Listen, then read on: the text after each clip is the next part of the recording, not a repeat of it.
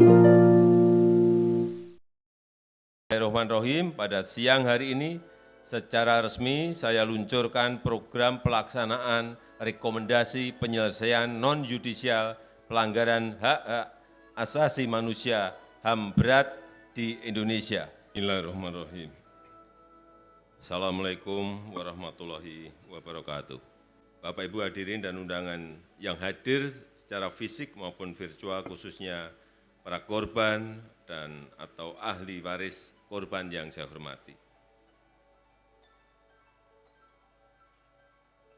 Pada hari ini kita berkumpul secara langsung maupun virtual di Kabupaten Pidi, Provinsi Aceh.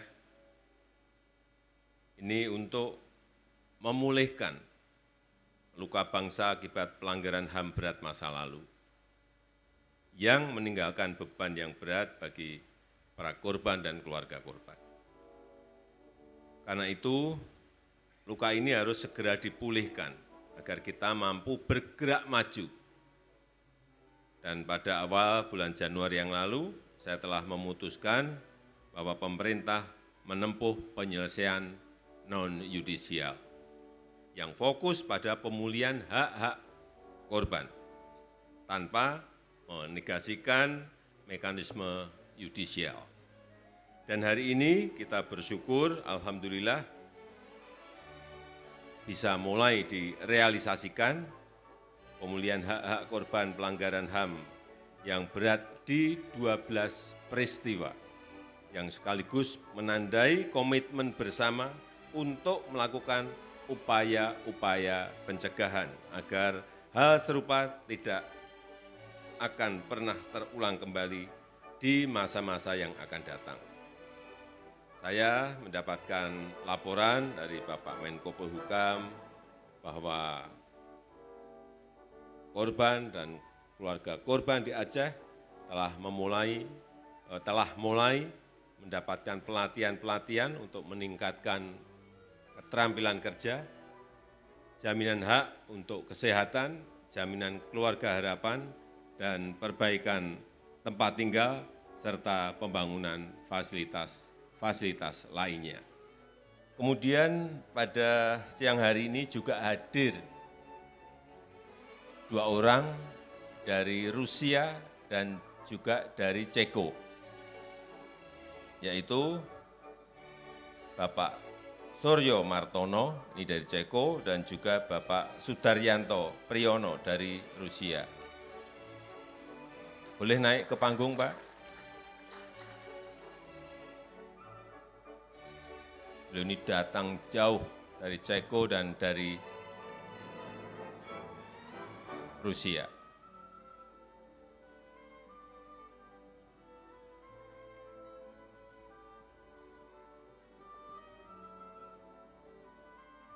Yang saya tangkap, saya belum berbicara dengan beliau-beliau ini banyak, baru ketemu di sini. Yang saya tangkap saat itu ada beasiswa untuk para mahasiswa, betul Pak? Ya, betul. Iya. Dan dikirimkan dari Indonesia ke Rusia maupun ke Ceko. Kemudian ada peristiwa 65, beliau-beliau ini tidak bisa kembali ke Indonesia. Bayangkan, masih mahasiswa. Mungkin Pak Suryo Martono bisa bercerita pendek. Ya, pada waktu September 30, 65 terjadi sesuatu peristiwa di Indonesia yang menyangkut adanya kudeta di Indonesia, dan apa yang kita terima adalah bahwa kudeta itu didalangin oleh Bung Karno. Dan buat saya pribadi itu sangat tidak masuk akal, sebab Bung Karno waktu itu sudah menjadi presiden dan dengan kedudukan yang kuat. Pak Suryo saat itu umur berapa? Waktu itu umur 20, itu tahun 65, 22. Umur 22 menjadi iya. Mahasiswa di mana? Di Ceko. Universitas di Ceko. Ya, yaitu Sekolah Tinggi Ekonomi. sekolah tinggi ekonomi di Ceko atas beasiswa dari negara. Dari negara lewat Kementerian PTIP, Perguruan Tinggi dan Ilmu Pengetahuan. Dikirim oleh negara lewat PTIP Ya, atas semuanya biaya negara. ya. Ya, Dengan perjanjian bahwa nanti setelah kita lulus harus bekerja dibuat untuk negara paling tidak selama 3 tahun. oh, maka ikatan dinas Ya. harus bekerja untuk negara Ya. selama 3 tahun. Ya. Tetapi karena peristiwa 65 Bapak tidak bisa kembali. Tidak bisa. Ya, tidak bisa kembali. Tidak bisa kembali atau takut kembali? Tidak bisa kembali karena saya dicabut paspor.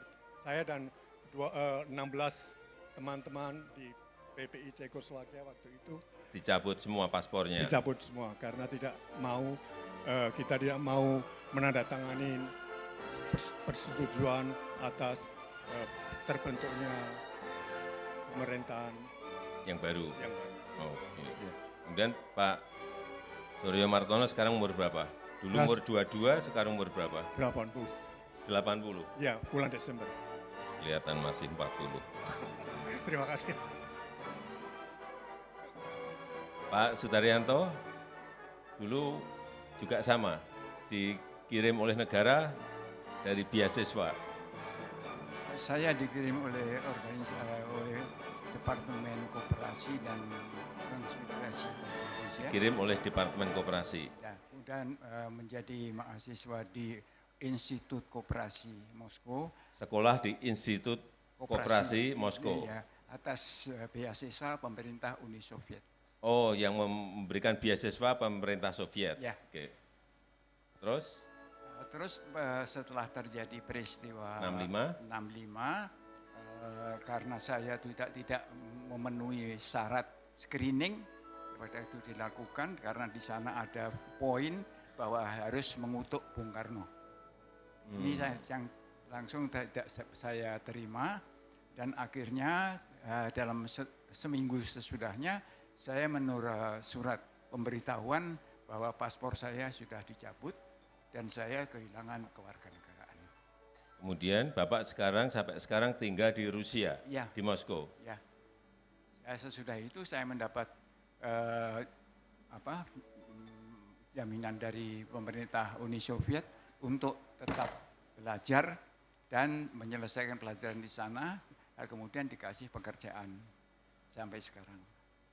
Tapi saya sekarang sudah pensiun, jadi sudah meninggalkan arena. Saya sempat untuk menjadi dosen di Universitas Koperasi Rusia, menjadi dekan dan telah mengadakan beberapa kunjungan ke Indonesia, mengadakan beberapa pembicaraan dengan universitas-universitas di Indonesia, membaca sedikit informasi dan ke Indonesia. Jadi hubungan dengan Indonesia sesudah tahun 2000 kembali normal. Kemudian pemerintah Indonesia memberikan kesempatan untuk bisa mengunjungi Indonesia di mana diperlukan. Pak Daryanto sama Pak Suryo ingin jadi warga negara Indonesia lagi enggak? Sudah direncanakan, Pak. Soalnya saya bukan sendirian, jadi sudah punya tiga punya cucu. Keluarga Ya, besar. dan di sini ada 3 cucu, jadi Istri dari Rusia. Ya. Wah, bawa ke Indonesia kan belum tentu mau gitu ya. Ya, belum tentu, tapi kalau diyakinkan saya kira bisa. Oh. Kalau Pak Surya pengen kembali. Saya belum punya rencana karena situasi yang semacam ini buat saya kejutan. Saya tidak mengira bahwa bisa terjadi langkah-langkah di dalam saya masih hidup. Ya. Terus terang saja, ini adalah suatu saat yang bersejarah, bukan saja buat saya sih sudah bukan apa-apa. Yang terutama yang dari buat Generasi muda. generasi muda. Iya. Ya. jika ingin kembali jadi WNI, ya saya gembira dan kita semua saya kira gembira. Terima kasih. Untuk menunjukkan bahwa memang negara ini melindungi warganya. Terima kasih. Pak Daryanto, Pak Suryo, terima kasih. Silahkan kembali. Terima kasih, Mas. Terima kasih. Terima kasih. Kita Indonesia memang negara besar, jadi ada peristiwa yang mengikuti juga.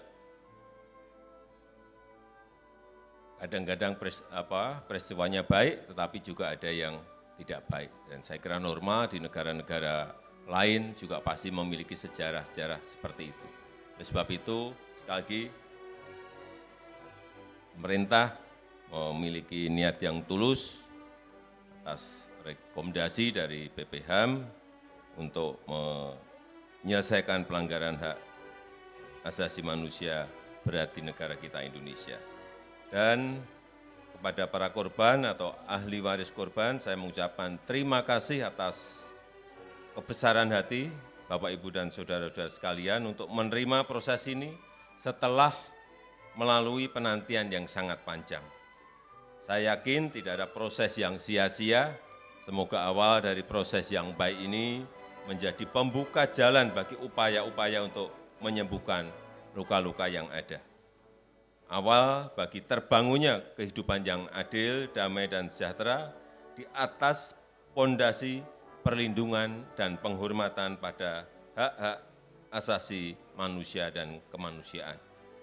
Saya rasa itu yang ingin saya sampaikan, dan dengan mengucap Bismillahirrahmanirrahim pada siang hari ini, secara resmi saya luncurkan program pelaksanaan rekomendasi penyelesaian non-yudisial pelanggaran hak-hak asasi manusia HAM berat di Indonesia.